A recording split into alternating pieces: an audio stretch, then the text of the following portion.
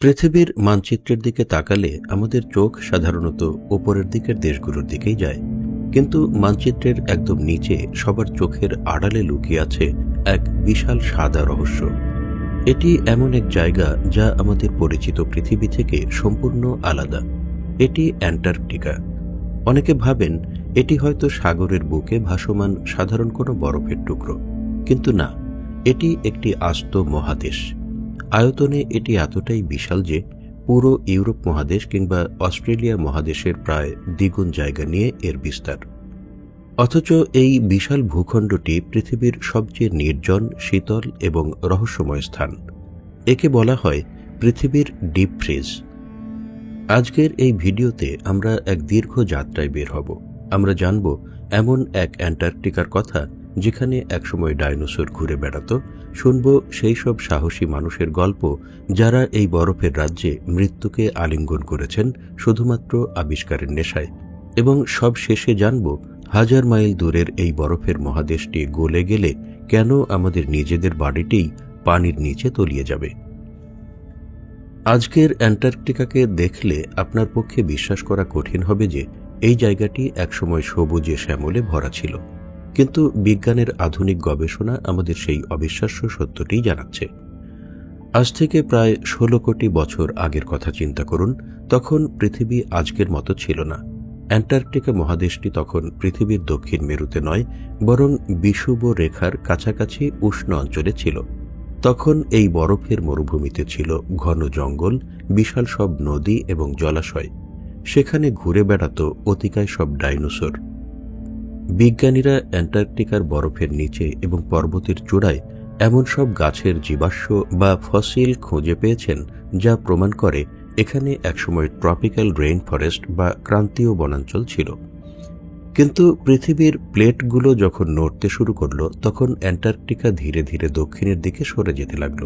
প্রায় 3 কোটি বছর আগে এটি দক্ষিণ আমেরিকা থেকে পুরোপুরি বিচ্ছিন্ন হয়ে গেল। এর ফলে অ্যান্টার্কটিকার চারপাশ দিয়ে একটি শক্তিশালী সমুদ্র স্রোত বইতে শুরু করল, যা উষ্ণ পানিকে এই মহাদেশের কাছে আসতে বাধা দিল। ব্যাস, শুরু হলো এক অনন্ত শীতকাল। ধীরে ধীরে মারা গেল সব গাছপালা, বিলুপ্ত হলো প্রাণীরা, আর পুরো মহাদেশটি ঢাকা পড়ে গেল বরফের চাদরে। সেই যে বরফ জমল তা আর কখনো গলে যায়নি। পর্ব 2, বর্তমানের বরফ রাজ্য। এখন প্রশ্ন হলো, অ্যান্টার্কটিকা আসলে কতটা ঠান্ডা? আমাদের ফ্রিজের ডিপ অংশে সাধারণত তাপমাত্রা থাকে -20 ডিগ্রি সেলসিয়াস, কিন্তু অ্যান্টার্কটিকায় শীতকালে তাপমাত্রা নেমে যায় -80 ডিগ্রির নিচে। 1983 সালে রাশিয়ার ভস্টক স্টেশনে রেকর্ড করা হয়েছিল -89.2 ডিগ্রি সেলসিয়াস, যা পৃথিবীর ইতিহাসে রেকর্ড করা সর্বনিম্ন তাপমাত্রা। এখানে এক গ্লাস গরম পানি শূন্যে ছুঁড়ে মারলে তা মাটিতে পড়ার আগেই বরফ হয়ে যায়। এই মহাদেশের 98% বরফে ঢাকা। এই বরফ কিন্তু 2-1 ফুটের স্তর নয়, গড়ে প্রায় 2 কিলোমিটার বা 1.25 মাইল পুরো বরফের স্তর পুরো মহাদেশকে চেপে ধরে আছে। কোনো কোনো জায়গায় এই বরফ প্রায় 5 কিলোমিটার গভীর। পৃথিবী জুড়ে যত সুপেয় বা মিষ্টি পানি আছে তার প্রায় 70 ভাগই এই অ্যান্টার্কটিকার বরফের মধ্যে আটকে আছে। তবে অ্যান্টার্কটিকার সবচেয়ে অদ্ভুত বিষয় হল এটি বিশ্বের বৃহত্তম মরুভূমি।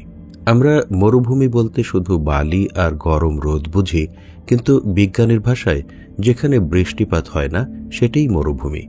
অ্যান্টার্কটিকার কিছু জায়গা আছে যাকে বলা হয় ড্রাই ভ্যালিস বা শুষ্ক উপত্যকা। বিশ্বাস করবেন কিনা জানি না, এই জায়গাগুলোতে গত 20 লক্ষ বছরে এক ফোঁটাও বৃষ্টি বা তুষারপাত হয়নি। এখানকার পরিবেশ এতটাই রুক্ষ যে নাসা তাদের মঙ্গল গ্রহের রোবটগুলোকে পরীক্ষার জন্য এই ড্রাই ভ্যালি ব্যবহার করে, কারণ পৃথিবীর বুকে এটিই মঙ্গলের সবচেয়ে কাছাকাছি পরিবেশ। এখানে আরও একটি বিস্ময়কর জিনিস আছে, ব্লাড ফলস বা রক্ত ঝর্ণা। টেইলর গ্লেসিয়ার থেকে রক্তের মতো লাল রঙের পানি গড়িয়ে পড়তে দেখা যায়। প্রথমে ভাবা হতো এটি হয়তো কোনো শ্যাওলার কারণে হচ্ছে, কিন্তু পরে বিজ্ঞানীরা দেখলেন এই পানির নিচে প্রচুর পরিমাণে লোহা বা আয়রন আছে। বাতাসের অক্সিজেনের সংস্পর্শে এসে সেই লোহায় মরিচা ধরে পানি লাল হয়ে যায়। প্রকৃতির কি অদ্ভুত খেলা, তাই না? পর্ব ৩, মানুষের দুঃসাহসিক অভিযান। অ্যান্টার্কটিকা আবিষ্কৃত হয়েছে অনেক পরে। 1820 সালের আগে মানুষ নিশ্চিতভাবে জানতই না যে দক্ষিণে আসলে কোনো মহাদেশ আছে কিনা। কিন্তু আবিষ্কারের পর শুরু হলো এক মরণপণ প্রতিযোগিতা, কে আগে পৌঁছাবে দক্ষিণ মেরুর একদম কেন্দ্রে। ইতিহাসের পাতায় এই প্রতিযোগিতাটি race to the South Pole নামে পরিচিত। 1911 সাল। একদিকে নরওয়ের রোয়াল্ড অ্যামুন্ডসেন, অন্যদিকে ব্রিটিশ নৌবাহিনীর অফিসার রবার্ট ফ্যালকন স্কট। অ্যামুন্ডসেন ছিলেন অত্যন্ত চতুর। তিনি বুঝতে পেরেছিলেন এই বরফের রাজ্যে যন্ত্র বা ঘোড়া চলবে না, তাই তিনি সাথে নিলেন স্লেজ টানা কুকুর এবং স্থানীয় এস্কিমোদের মতো পশমের পোশাক। অন্যদিকে স্কট নিলেন যান্ত্রিক স্লেজ আর ঘোড়া। ফলাফল হল মর্মান্তিক। অ্যামুন্ডসেন 1911 সালের 14 ডিসেম্বর দক্ষিণ মেরু জয় করে নিরাপদে ফিরে এলেন, কিন্তু স্কট সেখানে পৌঁছালেন অ্যামুন্ডসেনের 1 মাস পর। পরাজিত মন নিয়ে ফেরার পথে তারা পড়লেন ভয়াবহ তুষারঝড়ের কবলে। খাবার ফুরিয়ে গেল, জ্বালানি শেষ হয়ে গেল। প্রচণ্ড ঠান্ডায় জমে একে একে স্কট এবং তার সঙ্গীরা মৃত্যুবরণ করলেন। তাদের তাঁবুর ভেতর পাওয়া ডায়েরিতে লেখা ছিল সেই করুণ কাহিনী, যা আজও পড়লে গায়ের লোম দাঁড়িয়ে যায়। পর্ব ৪, অদ্ভুত প্রাণের মেলা। এতটা প্রতিকূল পরিবেশেও অ্যান্টার্কটিকায় প্রাণের অভাব নেই। তবে ডাঙায় খুব একটা প্রাণী দেখা যায় না। এখানকার আসল জীবন লুকিয়ে আছে সমুদ্রে। অ্যান্টার্কটিকার সুপারস্টার হল পেঙ্গুইন, বিশেষ করে এম্পেরর পেঙ্গুইন। এদের জীবন সংগ্রাম যে কোনো সিনেমার গল্পকেও হার মানায়। প্রজননের সময় এরা সমুদ্র ছেড়ে মাইলের পর মাইল হেঁটে মহাদেশের গভীরে যায়।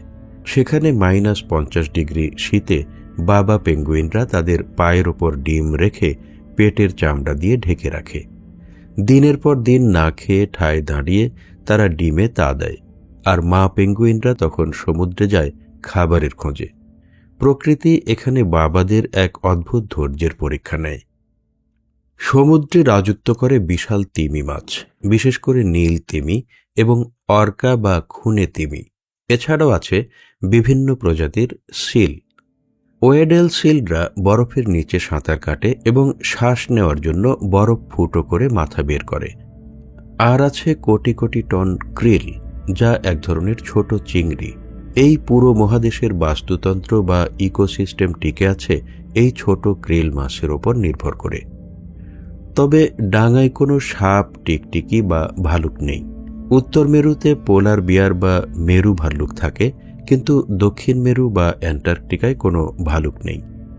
তাই পেঙ্গুইনরা ডাঙায় বেশ নির্ভয়েই চলাফেরা করতে পারে। পর্ব ৫, শান্তির মহাদেশ। আপনার মনে প্রশ্ন জাগতে পারে, এত বিশাল একটা মহাদেশ, এর মালিক কে? আমেরিকা, রাশিয়া নাকি অন্য কেউ? উত্তর হল কেউ না। অ্যান্টার্কটিকা পৃথিবীর একমাত্র জায়গা যা কোনো দেশের মালিকানায় নেই। 1959 সালে বিশ্বের শক্তিশালী দেশগুলো মিলে একটি চুক্তি করে, যার নাম অ্যান্টার্কটিক ট্রিটি। এই চুক্তি অনুযায়ী অ্যান্টার্কটিকা হবে বিজ্ঞান ও শান্তির জায়গা। এখানে কোনো দেশ তাদের সেনাবাহিনী পাঠাতে পারবে না, কোনো পারমাণবিক বোমার পরীক্ষা চালাতে পারবে না এবং মাটির নিচ থেকে কোনো খনিজ সম্পদ বা তেল উত্তোলন করতে পারবে না। বর্তমানে এখানে প্রায় 30টি দেশের 70টিরও বেশি গবেষণা কেন্দ্র আছে। গরমকালে এখানে প্রায় 4-5 হাজার বিজ্ঞানী বসবাস করেন। তারা এখানে মহাকাশ গবেষণা করেন, কারণ এখানকার আকাশ পৃথিবীর সবচেয়ে পরিষ্কার। তারা বরফের গভীর থেকে নমুনা সংগ্রহ করে পৃথিবীর লক্ষ লক্ষ বছরের জলবায়ুর ইতিহাস জানার চেষ্টা করেন। বরফের স্তরগুলো যেন এক একটি টাইম মেশিন, যা আমাদের অতীতের কথা বলে। পর্ব ৬, মহা বিপদের সংকেত। ভিডিওর এই অংশটি সম্ভবত সবচেয়ে গুরুত্বপূর্ণ এবং ভয়ের। আমরা মানুষরা আমাদের কর্মকাণ্ড দিয়ে এই শান্ত মহাদেশটিকেও বিপদে ফেলে দিয়েছি। জীবাশ্ম জ্বালানি পোড়ানোর ফলে পৃথিবীতে কার্বন ডাই অক্সাইড বাড়ছে, পৃথিবী গরম হচ্ছে, আর এর সরাসরি প্রভাব পড়ছে অ্যান্টার্কটিকায়। অ্যান্টার্কটিকার বরফ গলছে, বিশেষ করে পশ্চিম অ্যান্টার্কটিকার থওয়েটস গ্লেসিয়ার বা হিমবাহটি এখন বিজ্ঞানীদের মাথা ব্যথার মূল কারণ। এই হিমবাহটি এত বিশাল যে এটি একাই ব্রিটেনের সমান। বিজ্ঞানীরা এর নাম দিয়েছেন ডুমসডে গ্লেসিয়ার বা কেয়ামতের হিমবাহ। কেন জানেন?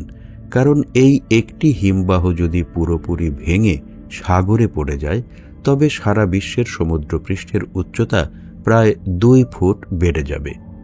আর যদি কোনোভাবে অ্যান্টার্কটিকার সমস্ত বরফ গলে যায়, নাসা বলছে, তাহলে সমুদ্রের পানির উচ্চতা প্রায় 200 ফুট বা 60 মিটার বেড়ে যাবে।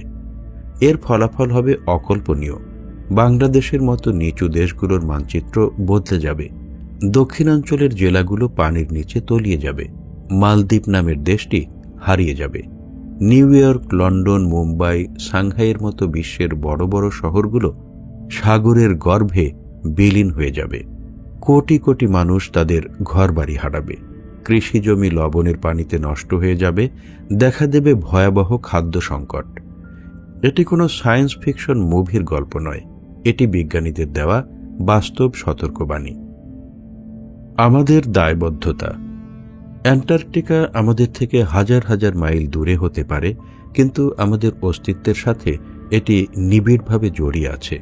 এই সাদা মহাদেশটি সূর্যের তাপ প্রতিফলিত করে পৃথিবীকে ঠান্ডা রাখে, সমুদ্রের স্রোত নিয়ন্ত্রণ করে আবহাওয়া ঠিক রাখে। অ্যান্টার্কটিকা ভালো থাকলে পৃথিবী ভালো থাকবে, আর পৃথিবী ভালো থাকলে আমরা ভালো থাকব।